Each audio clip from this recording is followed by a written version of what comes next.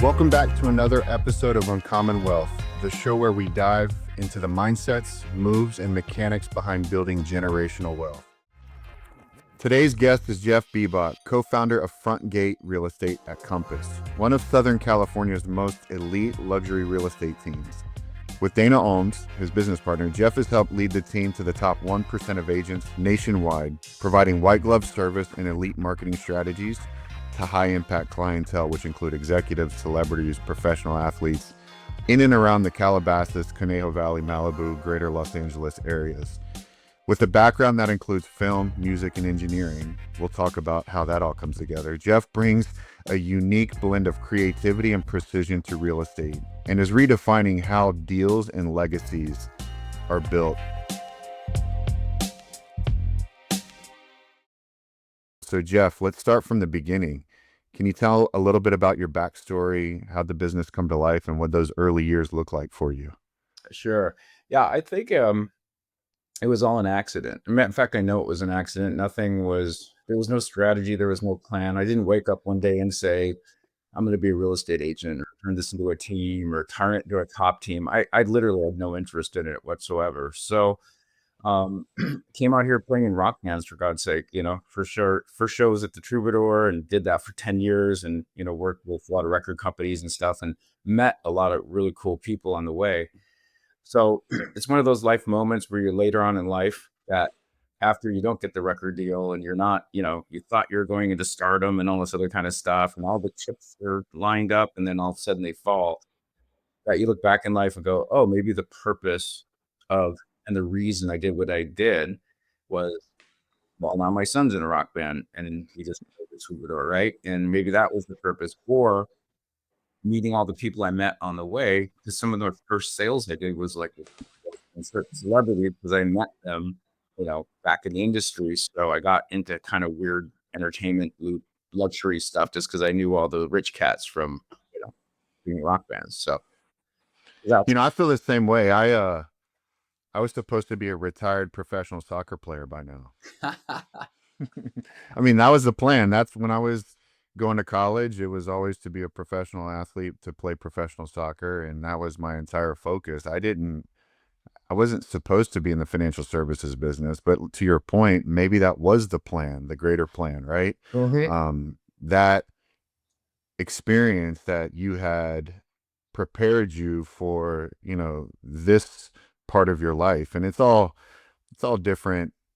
We don't know the greater plan. Only God knows the greater plan, right? So we're just kind of along for the ride and trying to make the best of it as we go.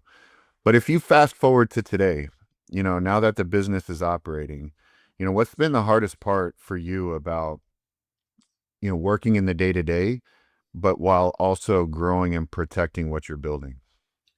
I think the biggest challenge is myself, to be honest with you. I mean, we can all blame, point fingers at the market. We could say it was this person, it was that person, it was Zillow, it was Compass, it was, whatever. But so we could point and blame and everything as we go along, because that's the easiest thing to do. And challenges are easy to point out because they're always going to be there. Challenges are like, underwear, everybody has it on, hopefully. But so, I've just as a leader and just for me to look at myself and to step back and be aware of like, what's really going on? What can I do to change it? What can I do to be a better leader? And how did I wouldn't use the word fail, but how did I, you know, in a certain situation, how could I have done that better? How could I have educated that person? Do I have that right person in place? Do they really want to be there? Is it in their focus, in their heart of hearts, that they love that position so much that they're going to own it? And nowadays, it's really hard to find people that own their shit, right? We do, because this is what we do. It's our love, it's our passion. We wake up, we live, breathe, eat, everything. So when someone screws up, we go nuts, because it's like, this is my vision. What are you doing screwing this up, right? Mm-hmm. But is that my fault because I just kind of glued a person into that position to fill a gap?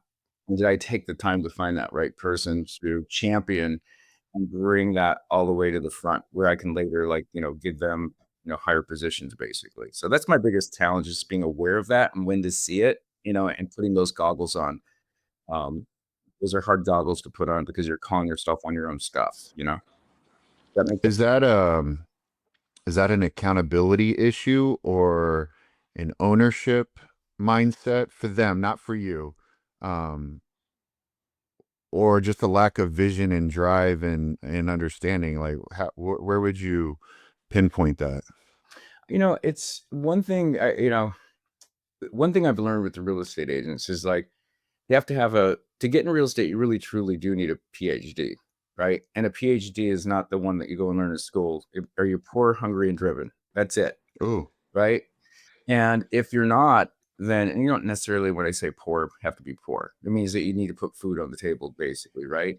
yeah. Um, and we always look for people, not just for salespeople, but just staff people too, for the team that are, that's our three H's: hungry, humble, smart. And we can, all those are, it's hard to teach someone how to be humble because it's either in you or it's not, right? It's hard to teach somebody hunger because it's either in you or it's not, right? And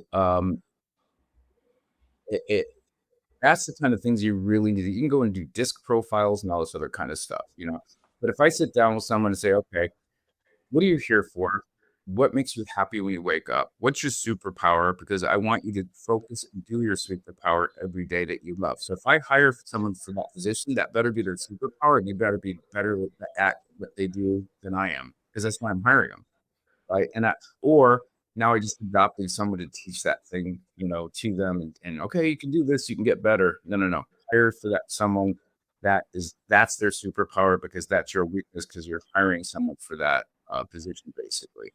So I think that's the hardest part, is just that identification and sitting down and being real and looking when you go to work with someone. Are they doing something that makes them happy? Because if it's not, send them on their journey, send them on their way. They're not ready for this yet, or they're not ready for that. They should probably be doing something completely different, just like we talked about earlier. I wanted to be a rock star. You wanted to be a soccer star. And then we just turn around and go, okay, well, that didn't happen, and, we're not mad about it. We actually found other things that we love, that we're doing for a higher purpose. Not some. How many agents do you guys have right now in the firm? We got about 55. 50, yeah, about. And what's the goal? I don't put it's funny because if I put a goal on it, then I'll put a benchmark to it, but I'm not going to put a goal on it because I don't know how big it's going to go. I'd like to Yeah. do 100 by this time next year, but that was not just to get to a number. You look, you could fill a pipeline and everything will break underneath you if you don't have operation excellence to run it underneath. But I want to have 100 that we are serving the agent, which is our client, at the best capacity, so they feel like they're at a boutique brokerage, that they feel like they're getting what they're paying for, paying me, you know, they're paying me hard-earned money on their commissions for a service. So if I Mm-hmm. blow this service up so big that I lost the whole purpose of what I was providing for them, that is all going to fall apart anyway. So And so,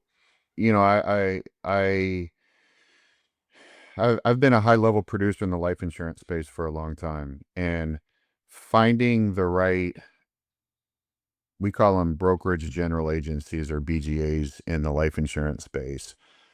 But it's very hard to find, a white glove concierge creating high level service to high level functioning or high performing advisors in our space, and translate into to your space, finding high performing agents and then creating a white glove concierge high level agency for them. There's got to be, some tremendous value there, to your point, because they have a choice, right? Who to hang their shingle with, and you have to prove that they are your clients, not just the end user, but the agents specifically are your clients as well. Oh, 100%. The client, the end client is the main goal, is what we're all trying to do, is keep them happy. And, you know, with their listings, with their sales, with their transactions, that they just feel like, wow, that was smooth. It didn't hurt. I didn't feel like I was, ever wondering what's happening. Communication was incredible. Um, and that makes the agent's job that much more easier, obviously. So, what we did is we set this up to where I don't know, I've been doing this for a while, and I work for Sotheby's and I've ran offices and everything. Um, Unfortunately, brokerages have turned this into this big hamster wheel that they throw agents on and run, run, run, run. You're always good fast deal. And as soon as a life change happens or market shift, what they offer these agents with marketing and this and that, it's all performance based. And the second that you don't perform, it's their perfect opportunity to take everything away they didn't want to give you in the first place. Right. Mm-hmm. And then the agent is gone because they're going to go look somewhere else. And there's always another agency that are going to give them a dumb split and not do anything for them and promise them the world and fail. And then you just get this into this cycle of failure. And then 5 years, 15 years turn around. You've just been on this perpetual hamster wheel. So I said, well, screw that. I have no interest in that. I don't want to use people. I'm going to focus on their bank account as their trophy, that triple diamond club, whatever, all those weird things that people get. There's no such thing. Your trophy is your bank account, right? And that's all that really matters. Unless you got some big ego that, like, we're all winners in this space. It's like you don't need a crystal thing on your shelf and with an award thing, and everybody hates that anyway. So, except for whoever's getting it. So we just set up the tier system, and I asked agents, the first question I asked them, I said, that have been doing this for a while, what's the end goal here? Right? Always start with the end in mind, and always know where you're going. And all of them have a North Star, right? But they just forget where they're at in that journey. So if you ask an agent, the first thing they say, and they're a liar if they say it differently, because I've interviewed enough, and anybody listening to this that is real estate agents are going to get a laugh out of it, right? The first thing they want to do is never sell a house again, right? They've been doing this for so long, they get burned out. After 15 years, 10 years, you just like, I want to build a team, or I want to create this passive income. So number two is passive income, right? And then the third dream is like, well, I want to own real estate. I want to invest in what I know. Right. So and if you really look at that North Star and see what was set up in these systems from these brokerages, this perpetual hamster wheel, it's not set up for that. So I'm like, well, why don't I just focus on those three things? Yeah. If I focus on those three things, I will win, because it just lands into that same thing that all agents look at. So I'm like, okay, never sell a house again. Well, great. I'm a real estate leader. And I'm telling them, don't worry about selling houses. We're good. You know? So, but what we did is what we said, well, you'll sell houses, but you're going to work with the people that you know, love, and trust. And you're not going to waste time on people that don't respect you. And you're going to be so good at this, and you're going to have enough business that you can choose who you want to work with. So you're going to work happily, because your subconscious will shut you down. If you have enough friction when you're working with people, you're subconsciously going to try to sabotage and save yourself from waking up in the morning and working with assholes. And you don't even realize you're doing it. But all of a sudden your business squashes from that. So what we did was we said, okay, let's focus on that. Let's get your sphere of influence going. And since you have knowledge and you've been selling real estate, let's make you make money on your knowledge. You deserve that because you've been doing this long enough. So as new agents come through our pipeline, those new agents have to work with a senior agent. They have to give 40% of their revenue on their first 8 deals to the senior agent, because they don't know what they're doing. Right. Here's a Zillow lead, here's a lead, here's a door open, here's an open house. But if this guy goes under contract and doesn't know what he's doing, we're all going to end up in a lawsuit, and the deal's probably not going to convert anyway. Mm-hmm. How to script over and say, hey, I got this 30-year, whatever. I have a senior conversion partner. They're a ninja deal closer. We're going to work together on this. We're a team. So they get this deal done. Now this guy gets their passive income, right? They don't have to go out. They don't have to do anything. They go on that deal with that agent, but they get income from that. And I have agents making well over 6 figures just on that. And then invest in what you know. Well, there's stuff out there we could flip. My family owns like 80 properties, like in Vegas, and we invest in real estate. So there's flips out there that we can all pool our money together, like almost like a REIT or like a fund. Mm-hmm. and we could all just put our money into flips and invest in what we know together. And now we just put up the capital for it. And we have this incredible group of people that know real estate better than anybody. So you're not going to screw up on the investment. And it'd be kind of like, now you can invest in properties that the team buys together. So that's kind of how we basically set this up, so that there's retention from the senior agents. There's a place for the junior agents. There's a tier, and we just threw all the other garbage with trophies and promises and crap that everything gets promised to you. I once you hit a certain tier, I never move you off of that. Period.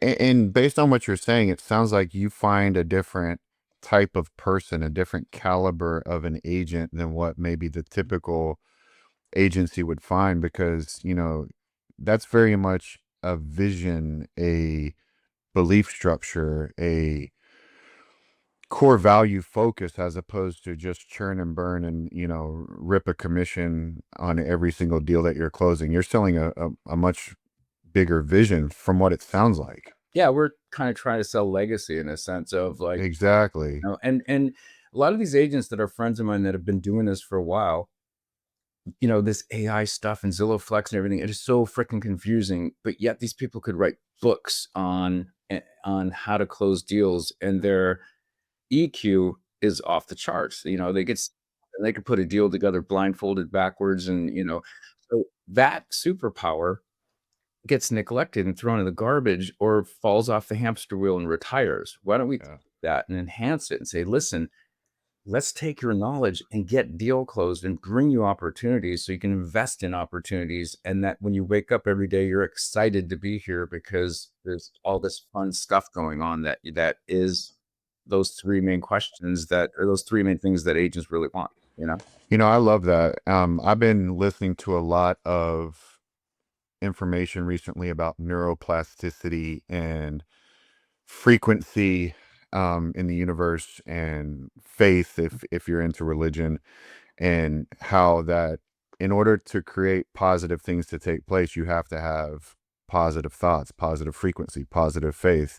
Your mind doesn't know the difference between, the reality or the, thoughts in your head. Your brain doesn't understand the difference of it. So you have to constantly feed yourself positive things. And so that's I heard you say, something about the vision and the thought process that these agents have. But my question here, Jeff, is when did you realize that you were building more than just the typical agency, that for yourself this become real lasting wealth? And this is like the fourth pillar, right, of the three that you create for your own agents. When did you realize this can become real wealth for you?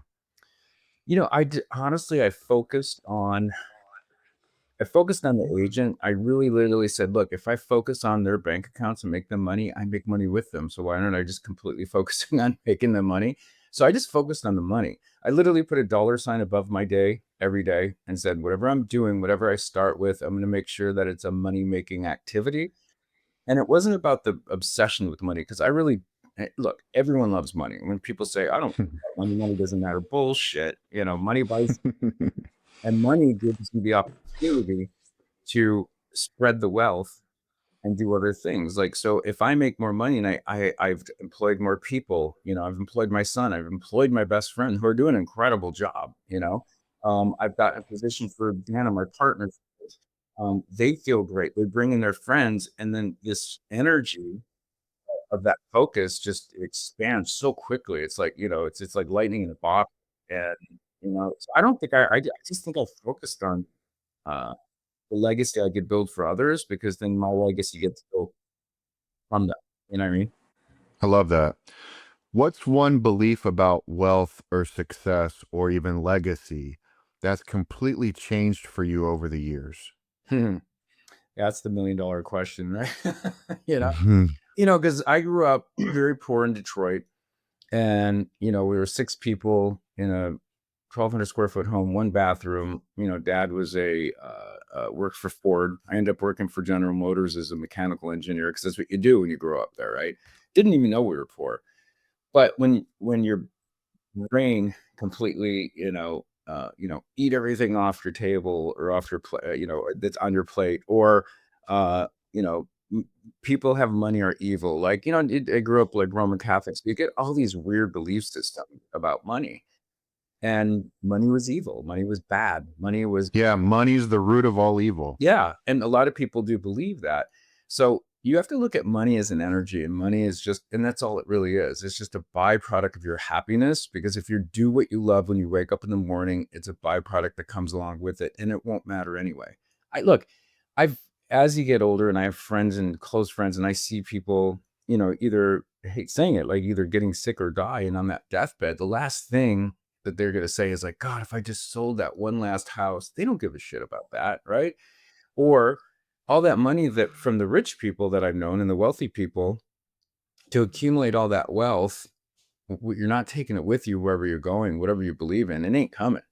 And most of Yeah. the time, what you leave behind, if you don't leave it behind in a sense of like, if like on a dollar amount, like let's say if you pass away and you just leave this big trust. Well, we deal with trust and probates and all this other kind of stuff. I've never seen the biggest fights in my life between brothers, sisters, and breaking up just families. So a lot of times this legacy thing that you try to do to leave all this money behind, you actually hurt what your whole purpose was in your legacy, because you destroyed the legacy because you made everybody fight over money. So it's kind of dumb. Yeah, especially if that's the primary focus. I tend to agree with what you're saying, and I too deal a lot in trusts and life insurance. It's what I do. Right. I have a friend. In fact, I'm going to his funeral tomorrow. He's 47 years old, Wow. passed away after battling leukemia almost his entire adult life. Right. But I bring his story up because of what you said. At the end, when he knew it was imminent, his entire focus, and he was a financial advisor at Fidelity his entire career. The guy knew about money and assets and wealth and all that kind of stuff. His entire focus shifted to creating memories for his children and his wife. It was all about memories, memories, memories, and not about the money. The cost kind of be damned, right? If he could create a memory, he was going to do it towards the end. Yeah. And we're And it made me every realize, time, right? Every dime, yeah, right? yeah, it made me realize it's about time together in memories, and money is a conduit to allow that to happen, Correct. right? Wow. I mean, you don't have to have money to let that happen, but it does. So, Jeff, some owners view their businesses as the retirement plan itself, and others try to build wealth separately. And for my real estate guys, they tend to buy real estate as they go along. How do you think about that for yourself? Is the agency going to be set up to sold, or are you carving off piece of it and continuing to build, your portfolio of properties and investments? What are you doing? That's a great question, because I'd be a liar. Let's just say if I was building this up and I had the agent's heart, in investing in me to invest in their future for a safe haven and a safe place to go to build their legacy. Well, if I all of a sudden turn around and sell the legacy on them and go, "Hey, sorry about that, woohoo, fun," and then the big corporate entities come in, buy them out, and then they do the same thing to them. I'd rather burn it to the ground, and I'd rather literally burn it to the ground than have that happen. So I just kind of wanted the legacy is have it kind of go on forever and structure it so that, I'm replaceable, and, everybody just basically has a seat where, uh, you know, someone else can step up in that position and grow it. Because if you think about it, this could be an amazing place where agents, maybe on a nationwide level, maybe not, I don't know, but, the money that they make from creating money to invest in passive income is you're investing in real estate, which is what you know best, and then you can just keep investing in real estate with a group, and build a nest egg that way. I think it's a really, cool way to do it. So I don't know. I don't think I honestly don't think. I don't think there's a big sellout plan here. I think it's just keep it going so that we can keep creating opportunities to invest. I love that. To that point, are you putting the things in place, the systems in place that allow that to happen so it can continue without you there? Yeah, and it's the toughest part. And I don't know if you want to call it ego or not. And mine's survival. Like I have a death grip on the steering wheel, because I'm like, if I let go, then I could lose everything, because I really, really hyper focused on like, no, it must go this way because, I'm always a stone throw away of almost, losing the business and not from, the biggest plans that I've had. I'm like, shit, we were doing incredible before the fires. And by the way, we're having our best year ever. So, That's awesome. but it's so different though, because it wasn't what I had planned. You can all your lives you sweat and save building for a shallow grave. That was a Jim Morrison line, right? And I planned this thing out. This was foolproof. And I'm like, there's no freaking way. We have this many agents. We built ourselves up to the market. Well, boom, Woolsey fire. Boom, LA fire. Boom, insurance rising to the point where it's more than your property taxes. Boom, geopolitical, situations. Boom, mansion taxes. So our high-end luxury division went down 70%. And how the hell are you going to do that? Because that was the driving force of our Yeah. input. So I had to literally get a map and go, okay, give me a fire map. Severe fire zone, let's not grow here. Let's find teams in areas where they can get insurance and expand into those, work out something with Zillow, find some lead opportunities and expand the team. And now my median price point's $1.5 million from $5.5 million. And we're doing about 350 million in sales this year. Hopefully it looks like we're on target for, which is one of the best years we've had. Congrats. That's awesome. But we had to we everything I thought what it was completely just is like, I couldn't have never called that, and almost lost the business over it too, because how do you survive a 70% hit, Well, to your credit, that's also the life of being an entrepreneur, right? Being able to move and change and be flexible and adjust and seeing it and moving with it, as opposed to staying stuck. And so you're saying, no, we're in this market, we're going to stay in this market. No, you moved with it and you adjusted to it, and you're getting the rewards from that now. Yeah. And my team was, didn't want to be this bigger team, but now it was funny because they were fighting to be a bigger team because they wanted to keep the boutique thing. But now they're looking at this and they're fighting to be senior conversion partners because they want that extra income. So now they're bringing more people to the team because they like the eco structure of it and they like how it feels, Well, and boutique in my industry as well as yours traditionally has been pegged with being small. Right. But I don't think boutique necessarily means or has to be small anymore. I think boutique is more of a level of service Yeah. and a philosophy more than a size, right? 100% agree. Yeah. And that's that thing I was talking about earlier, is to keep that as you get bigger and as you scale bigger, to keep the feel of that attention so nobody get lost. It's really just about boutique means you feel special, right? Yeah, And you want to be part of a exactly. club. So, we want to make sure everybody's still as big as you get, feel part of something. The only way you can do that is with culture, because one person can't do that, or leadership. You have to give everybody leadership. Like I am Spartacus, right? Everybody has that, feel that they own Frontgate. I don't own Frontgate. I just own the idea. Yeah. But Frontgate is theirs to build for the brand together as a team, and that's really what is the culture is so important.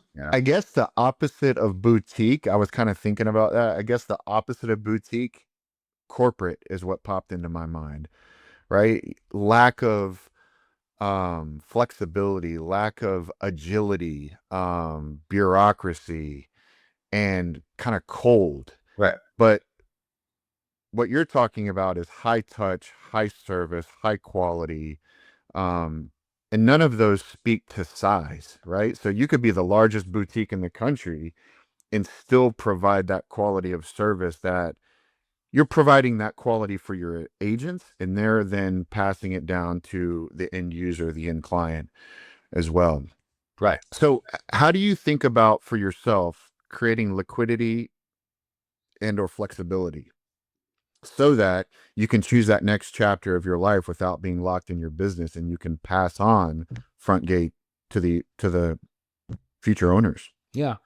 I figured I'd always have some kind of, and down too, we'll always have some kind of position, in the future, whatever that looks at, whatever it looks like, whether it just be like visionaries for the company, or I'll go off and start off some like cool, prop tech stuff like I've been just to kind of, create some stuff that the team can use. So my job is just stay ahead of I'm 2 or 3 years ahead of like most teams in tech. Um, Mm-hmm. kind of holds the fort down with that EQ of, the old soldier of like, I know how to close deals, man, and teaching that to some of the senior agents. And I totally don't know if I even answered your question. Well, give me the No, that's fine. question. That's fine. That's fine.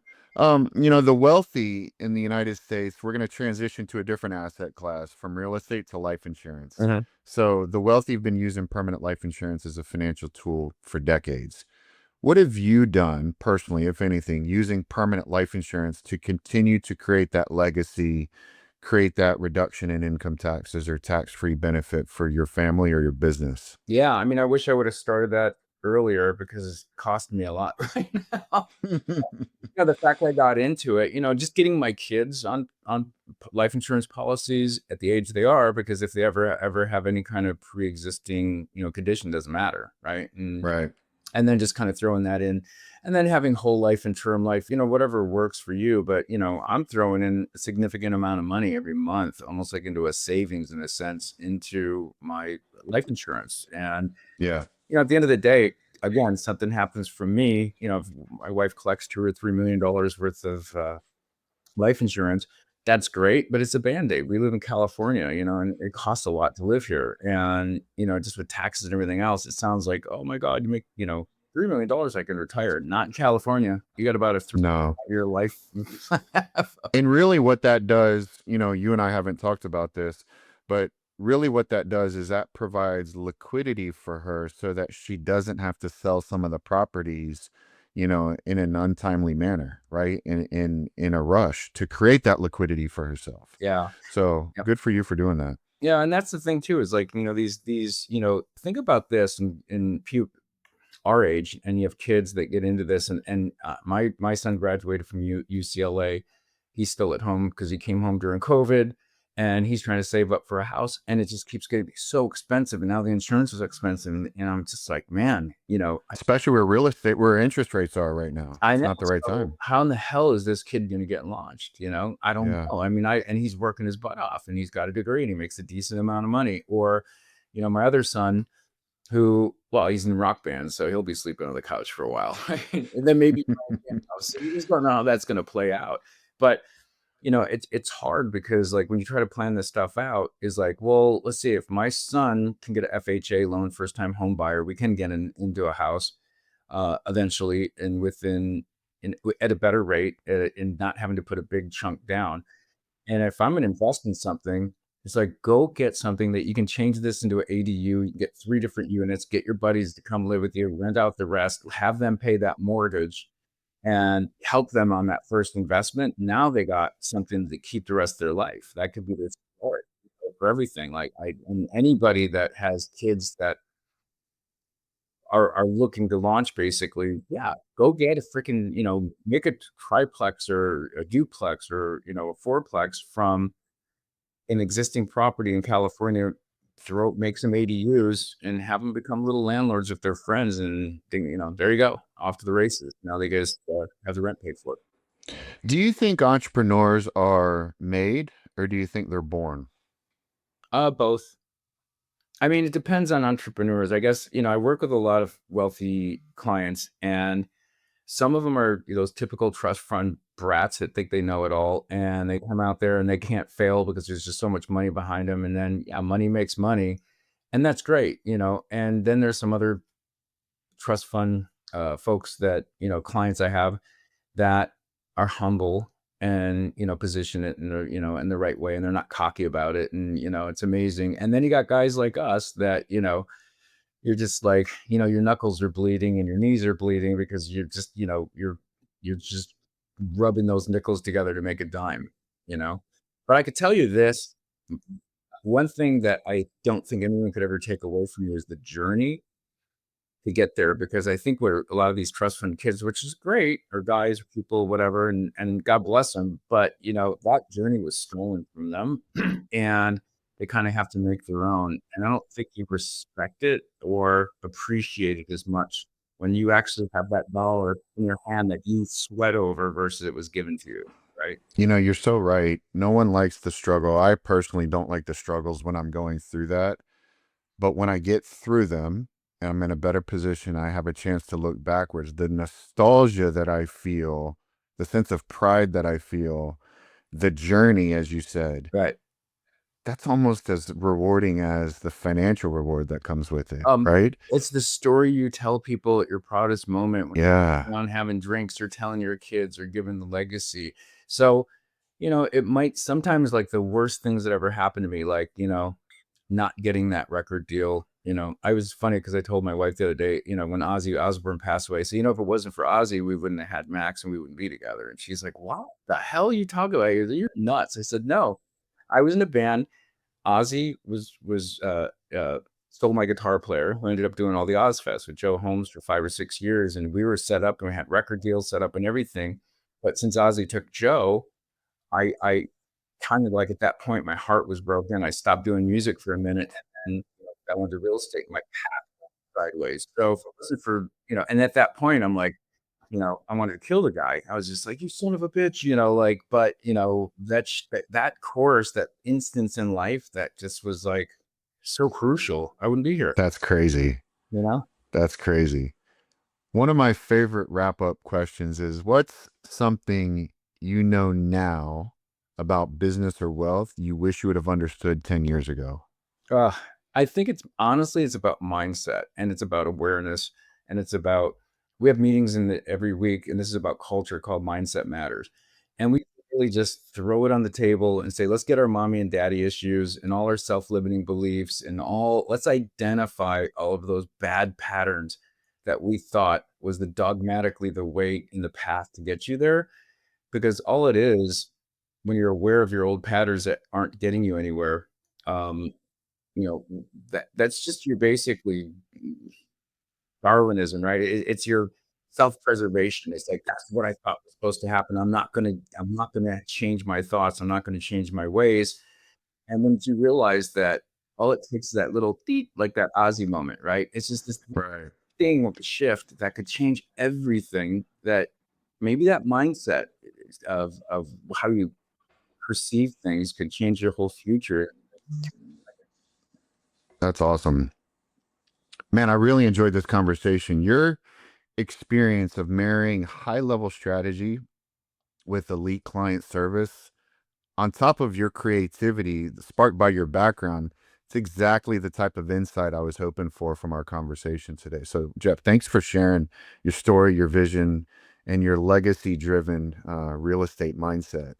I look forward to continuing this conversation beyond the podcast to explore how wealth and relationships intersect in your business. But thank you for joining Uncommon Wealth I today. love that. Sounds good, John. We'll do a check back in and see what where life spins us in a little while. And always fun to check back, right? You bet, man. Rock and roll. All right. Thank you. Appreciate it.